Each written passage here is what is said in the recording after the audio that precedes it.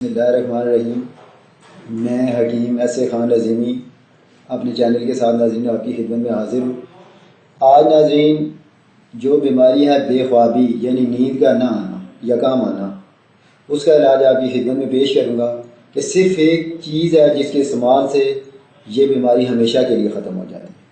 تو کیونکہ یہ بیماری جب بڑھتی ہے تو ڈپریشن میں چلا جاتا ہے بندہ، تو یہ نقصان دہ ہے، انتہائی نقصان دہ بیماری ہے۔ اس کا علاج آج آسان ترین آپ کی خدمت میں پیش کروں گا جو آپ گھر بیٹھے خود بنا سکتے ہیں۔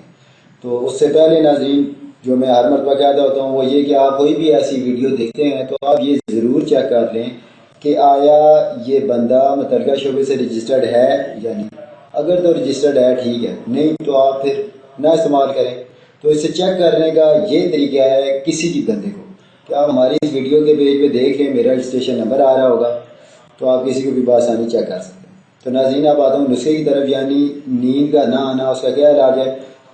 اس کا علاج ہے کہ چھوٹی چندن آپ پاؤ لے لیں یا 100 گرام لے لیں، کسی بھی پنسا اسٹور سے 100 گرام لے لیں، اسے گرینڈ کر لیں، پیس لیں اچھے طریقے سے، پھر اسے چھان لیں۔